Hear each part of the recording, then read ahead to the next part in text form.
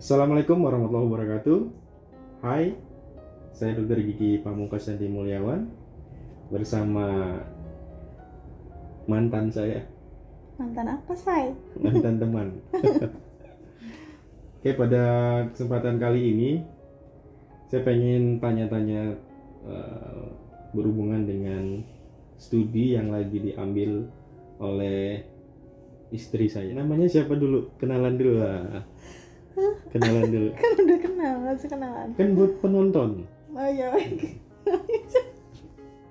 Halo, perkenalkan nama saya Dr. Gigi Nabila. Suaminya Dr. Gigi Pam. Ya, oke. Pada kesempatan ini ingin ngobrol-ngobrol santai. Ini sukanya begini. Ngobrol-ngobrol santai tentang apa? Tentang apa ya? Suka-suka tentang apa? Suka. Mungkin yang bisa berfaedah mungkin ya. Tentang radiologi kedokteran gigi. Nah, saat ini panggilannya Dek ya. Dek Iqda.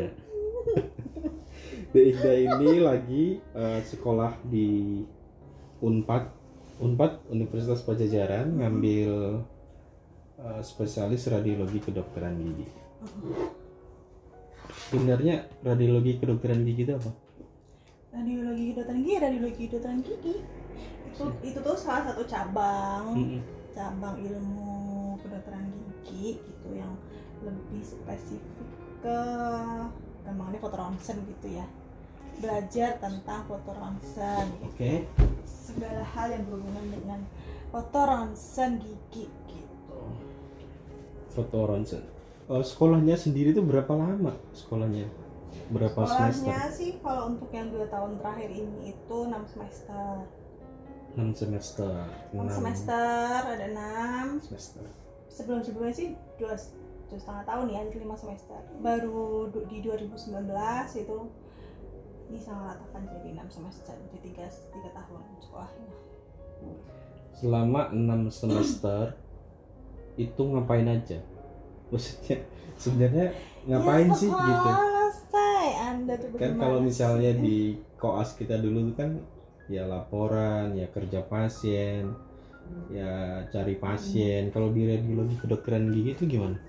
Ya sama kurang lebih, ada tutorial yang kita diskusi kasus gitu, kemudian nanti ada minlek, ya kuliah kayak gitu ya. Cuma kan porsinya lebih kecil karena perangkatan kan paling 6-7, jadi lebih kecil lah lingkupnya. Kemudian ada ngerjain pasien juga, cuman lebih fokusnya ke interpretasi foto, entah foto preapika, foto panoramik, foto CBCT kayak gitu. Fokusnya lebih ke foto dan kitanya nggak perlu cari pasien gitu, karena pasien kan otomatis datang sendiri ke RSGM untuk melakukan foto. Ya kita lebih belajar ke tekniknya, alat-alatnya, terus habis itu ke interpretasinya kayak gitu, belajar ya seputar itulah. Tadi disebut minlek gitu. Minlek itu apa sih? Apa bedanya? Mini lecture. Mini lecture itu apa sih sih? Ya kuliah, seperti kuliah, cuman kenapa disebut mini lecture ya karena kita dalam kelompok kecil kan. Beda sama zaman kuliah S1 yang kita kalau kuliah itu sekelasnya bisa 40 gitu ya dulu ya. Sama tutorial, bedanya tutorial kan kelompok kecil 10 orang. Kalau minlek ya kita dengerin dosennya atau konsulennya ngasih materi gitu. Oh, berarti semacam kuliah tapi dalam lingkup kecil, makanya disebut minlek. Intinya kalau di Unpad itu ya perkuliahan lah, perkuliahan itu disebutnya minlek, mini lecture. Oh gitu, oke. Kemudian ada tutor, dia tutor itu apa ya? Oh, tutor sama kayak kita zaman tutor dulu, jadi kasih kasus soal, terus nanti ada beberapa pertanyaan yang harus kita jawab. Cuman bedanya kalau zaman kita S1 dulu itu kan tutor jadi 7 step ya. Yang pertemuan pertama itu step 1 sampai 5 ya nggak salah, 1 sampai 4 gitu. Nanti baru pertemuan kedua step 6 sampai 7 gitu, jadi jawaban dari LO-nya gitu kan. Kalau yang di Unpad ini tutor tuh ya udah tutor satu blok, misalnya satu materi blok itu terbagi 7 tutor. Bedanya 7 tutor tuh setiap tutor kita punya kasus sendiri-sendiri gitu. Maksudnya di setiap tutor kita dikasih kasus, bukan satu kasus dibedah Iya. dalam 7 tutor, tapi dalam setiap tutor kita punya kasus yang beda-beda. Beda-beda. Dan itu dalam sehari selesai, diskusikan, dibahas, kita bikin presentasinya, terus kita presentasi kayak gitu sih. Unpad tuh sebenarnya udah dari tahun berapa? Maksudnya adanya radiologi kedokteran gigi itu sendiri Tahun berapa ya? 2012 kalau nggak salah. 2012. Kabarnya tuh di Indonesia itu baru ada 2 ya? Atau ada berapa sih? Di Unpad sama di UNER? Atau di mana? Sejauh ini sampai 2019 kemarin tuh the one and only cuma ada di Unpad untuk radiologi kedokteran The one and gigi. only. Oh iya. Terus The one and abis only. itu Terus? tahun 2020 ternyata UI pun buka prodi PPDGS radiologi Oh, kedokteran gigi. berarti tahun 2020 udah ada 2 di UI. Udah ada 2 di Unpad dan UI. Insya Allah Unpad dan nanti UI. akan menyusul Unhas. Unhas Universitas Hasanuddin Hasanuddin di Makassar. Insya Allah juga akan menyusul membuka juga. Kabarnya begitu. Berarti nanti mulai tesis tuh di semester 4 ya? Semester 4. Semester 3 itu kayaknya sudah mulai bikin proposal dan ujian proposal sepertinya. Oh, semester 3. Berarti insya Allah 6 semester tuh bisa selesai goals. Insya Allah. Menjadi spesialis radiologi kedokteran gigi gitu ya? Betul. Singkatannya SPRKG. Nah, bedanya sama, kan ada tuh di rumah sakit, ada juga spesialis radiologi. Emang ada 2 memang. Ada yang spesifik gigi sama umum gitu ya, emang. Ya, betul. Oh, gitu. Emang bedanya apa? Beda secara gimana? Kalau Antara umum sama radiologi kedokteran gigi. Oh, kayak kemarin ya, Menteri Kesehatan kemarin ya. Itu Separat itu ya? Sperat ya. Iya kayaknya. Oh, Sperat. Gitu ya. Mungkin ini juga penting nih buat. Belum aku jawab. Oh iya, silahkan dijawab dulu. Bikin pertanyaan Iya. aja. Iya, Bedanya apa kan? Kau tanya bedanya apa kan? Bedanya apa? Bedanya ya kalau di SPRKG itu dia lebih spesifik di radiologi yang berhubungan dengan ini leher ke atas. Makanya kan namanya dentomaxillofacial radiology. Jadi dental nggak cuma gigi aja, dental sama maksilofacial, maksudnya ya wajah leher ke atas gitu. Jadi fokus ke situ. Itu yang radiologi kedokteran gigi. Sedangkan yang umum ya Dia secara lebih luas, ya keseluruhan. torak, Torak. tulang femur, kaki dan lain-lain kayak gitu. Iya. Oke.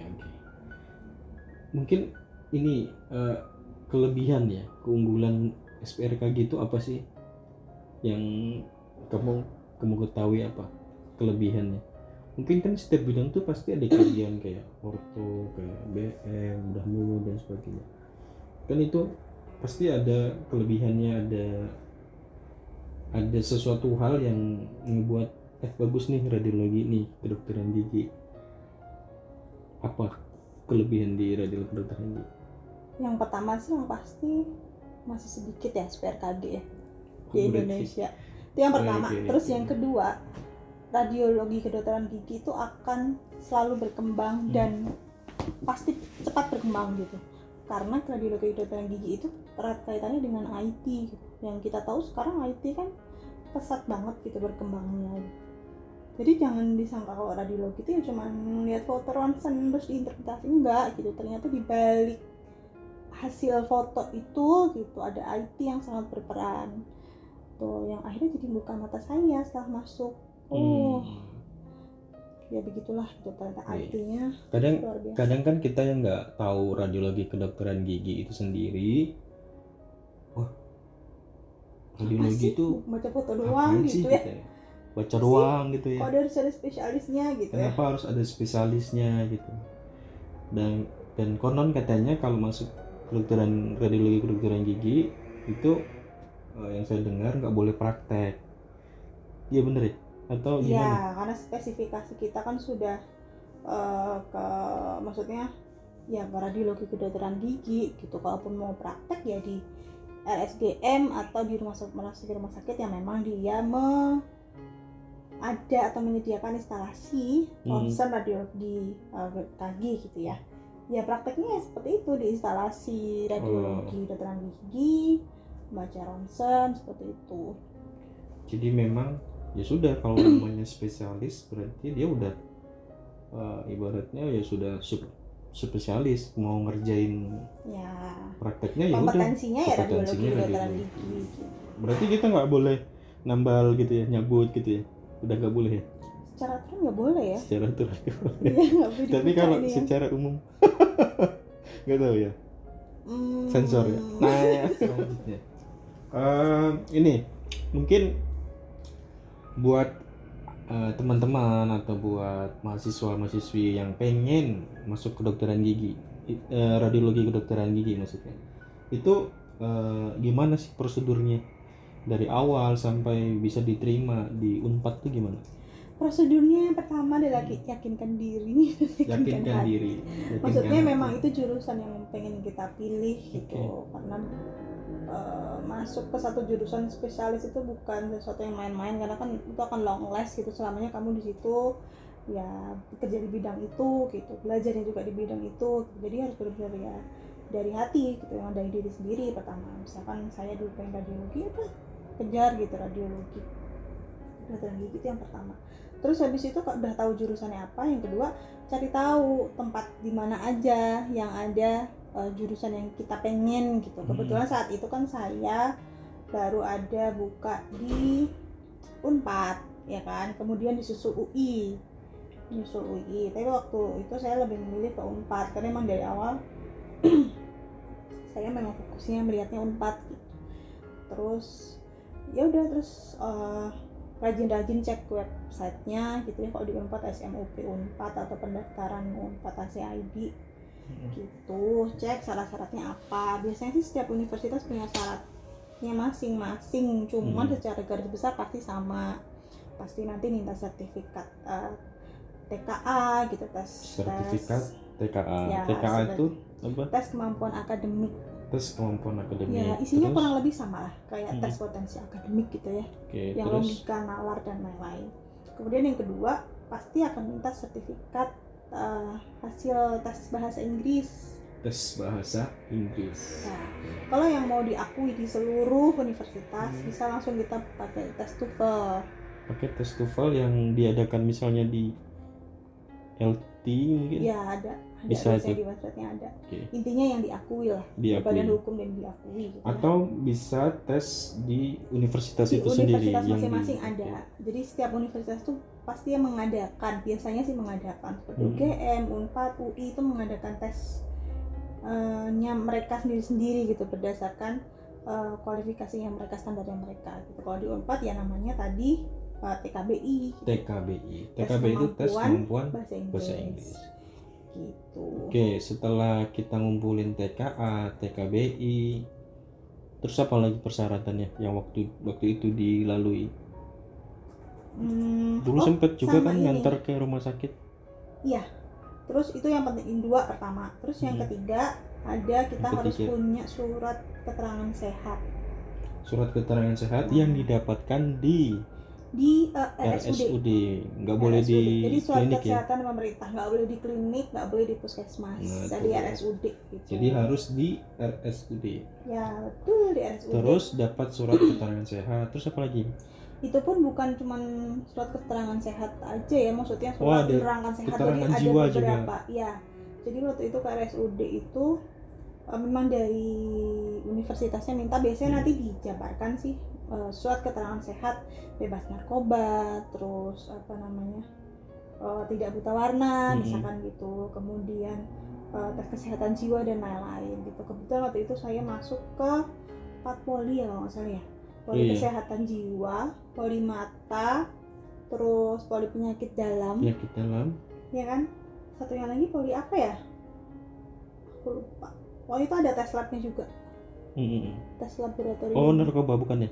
Ya, tes narkoba sama sayangnya? Lupa. Oh, tes Tes. ini tes narkoba nggak? Tes HIV AIDS nggak sih? Oh iya, tes HIV AIDS. Ya kan? Iya betul. Tes AIDS gitu. Iya. Kita Oke. itu apa enggak? Jadi setelah itu lanjut lagi baru kita upload itu ya. Upload data itu Ya. atau ngirim ke Unpadnya ya. Karena kan waktu Iya. itu pandemi, masih waktu Masih pandemi. online, jadi masih Online. online, kita masih upload lah sistemnya. Nah, oke, setelah administrasi itu udah kelar nih. Terus kan ada tes awal. ada tes yaitu- awal. Tesnya apa tuh? Bukan tes awal ya, tes ketiga berarti itu tes Oh, bahasa iya. Inggris, tes TPA atau TKA. Oh, daftarnya berapa waktu itu? Daftar 1.250.000 1.250.000. ya Satu tahun 2020 ya. one take ya, satu kali daftar ya. Terus habis itu kita nanti diminta tes psikologi yang diadakan masing-masing universitasnya. Tuh, dites lagi psikologinya di Waktu itu saya di Unpad fakultasnya itu masing-masing. bukan fakultas sih, di universitas. Oh, di universitas. Jadi setiap univ itu kan punya kayak mungkin badan yang untuk psikologi, tes psikologi gitu. Kalau di Unpad kan namanya PIP ya, PIP Unpad kalau nggak salah. Pokoknya psikologi lah, kita tes psikologi situ, ngerjain soal lagi yang banyak gitu. Ya intinya soal nalar, logika. Sebenarnya sih tesnya lebih mungkin tes kekonsistenan kita sama kejujuran kita dalam menjawab. Betul. Jadi tesnya nggak pakai mikir panjang, tapi ya apa yang tercetus di kepala kita dijawab, kita langsung dijawab. Karena banyak soal yang diulang-ulang, tapi sebenarnya intinya sama gitu. Intinya tuh sama. Itu Dengan bahasa yang berbeda. Mungkin pentingnya tes kejiwaan ini mungkin bisa membaca kemampuan kita nanti ketika kita sudah diterima. Artinya ini mahasiswa tuh kira-kira tingkat stresornya sejauh mana, Ya, terus ada dia juga, konsistensinya bagaimana ya. tuh, Mungkin ada juga namanya tes MPPI. ada lagi tes Jadi di RSUD MPPI. itu, di RSUD di Poli Jiwa ya, kita di tes MPPI namanya. Itu juga untuk ngecek apakah kita ada kelainan kejiwaan atau enggak. Nanti di Unpadnya sendiri, di PIP Unpad itu juga dites juga secara psikologi gitu. Tes ya seputar itu juga sih pertanyaannya. Lumayan ya waktu itu pertanyaannya berapa ya? Ratusan lebih. Ratusan dan ada yang diulang-ulang dengan bahasa yang berbeda. Dengan bahasa yang tapi berbeda. ini ya sama.